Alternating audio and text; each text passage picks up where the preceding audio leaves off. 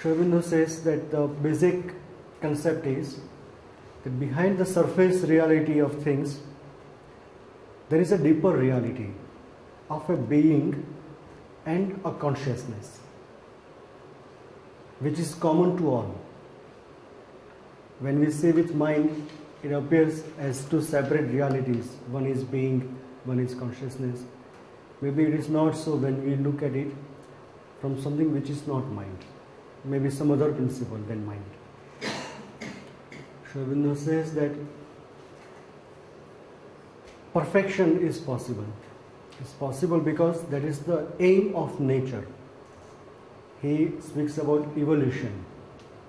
He says that evolution is possible because there is already an involution that has taken place. What you call God, Spirit, Atman, Brahman, Divine is already involved in matter and is evolving. That is what is evolution. From matter we have various forms of matter which are more and more conscious. We have minerals, we have diamonds, crystals. Then suddenly there is a leap and life is introduced in the evolution.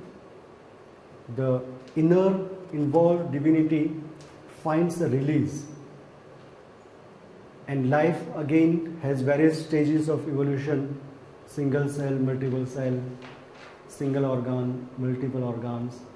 We have plant life, then animal life, and then suddenly we have leap, we have mind. The spirit is released even more. So man so far is the summit of evolution, and Sri Aurobindo says that evolution does not end with man. Evolution continues, and man will be actually surpassed, and he predicts that there will be a new race upon earth one day, the paradise we spoke about, a race which will have a different principle than mind. For instance, in plant life, in animals, there is a principle of life. In man, there is a principle of mind. Sri Aurobindo speaks about a newer principle that will give birth to a new race upon earth. Now, this principle he calls supermind or the supramental consciousness. The word supermind actually has nothing to do with mind. It just means that something that is beyond mind. But in the absence of a better word, he put this word. This is the main vision. If you have any question, any inspiration to ask something, please come. Supermind is the same as the supramental then? Yes, supermind is same as supramental consciousness. In his writings, Sri Aurobindo uses these two terms to refer the same thing, and sometimes he starts with supermind and he writes it as supramental consciousness, and vice versa. What's the At the end of Veda, Upanishads were written. This is ancient text. Veda, you must have heard. These were poetical verses. They were inspired from a very high level of mind, a level of mind which is very intuitive. Sri Aurobindo speaks about the process of evolution where the levels of mind have descended, and the man has become from intuitive person to eventually a reasonable, rationalistic person. So this is one of the original text which says Ishavasya idam sarvam. This all that you see here is for the housing, for the residence of the Lord, of the Supreme, of the one being and consciousness. All as in all objects? All is in all objects, all as in all beings, all creation, all manifestation. And then in terms of using the term Lord? The Lord is everything. Lord is not something that is just above everything. Every single person here is the Lord, but so is every single thing here. Okay? So what is the supreme, the original, the essence, the origin is the Lord, Lord of all things. Now the Veda, they speak about Brahman. When you speak about universe or individual, you speak about the Lord. But when you do not see in these relations, everything is Brahman. Now Veda says that Brahman is everything. What is manifested is Brahman, what is not manifested also is Brahman. This old man walking here is Brahman. The wind flowing, the breeze flowing is Brahman. The child playing there is Brahman. So everything is that. Everything is the Lord. There is no two. Why this is put here is,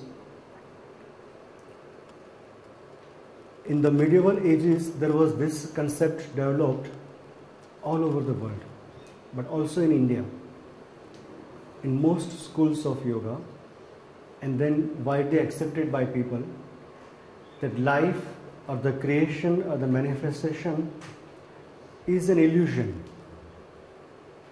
is something that is vain, that is not real, like an accident.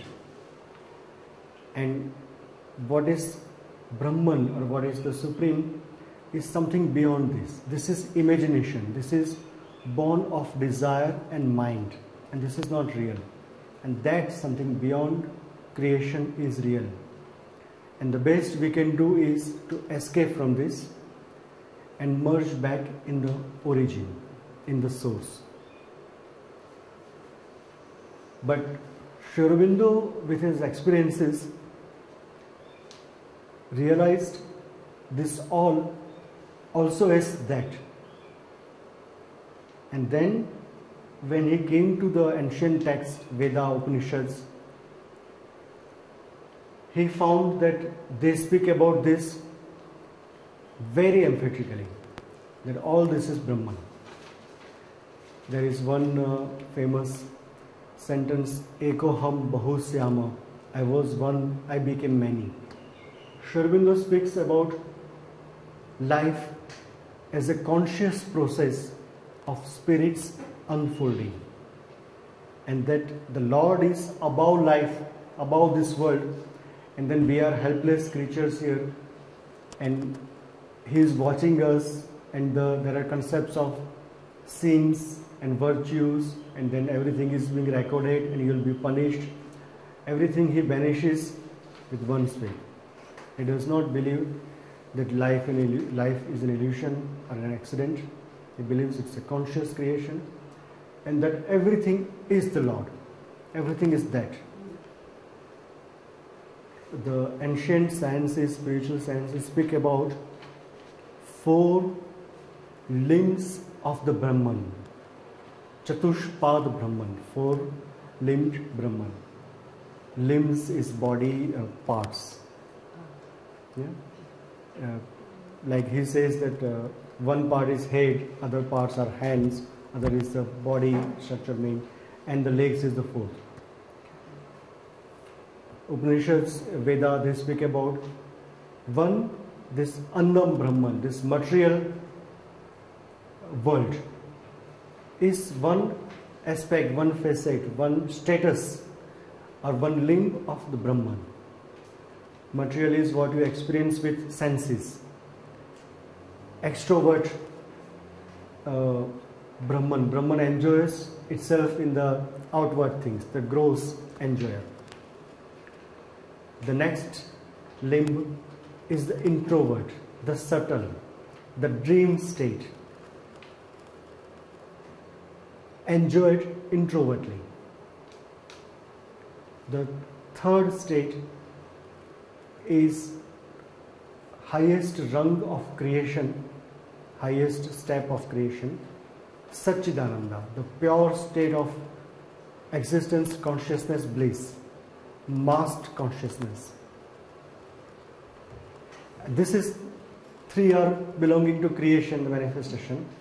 There is one more which is beyond the creation, which is indefinable, ineffable, which is without any qualities or virtues, which doesn't have a form or the concept of time and space.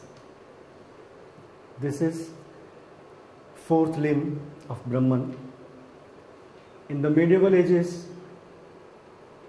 for so many reasons, the spirituality believed that these three, lower three, are illusion, and only the one which is beyond the three, Para-Brahman, the one which is beyond this, is the real Brahman, is the real reality, and all three are illusion.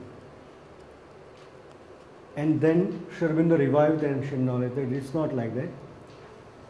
These three are also coming from that, and actually it is not even that at some particular moment the creation began. Sri Aurobindo says that creation is eternal. As that other state is eternal, so is this. And what is the supreme or the complete Brahman, the absolute Brahman? So when you have realized all four limbs of the Brahman, then only you actually realize the Supreme, the Lord.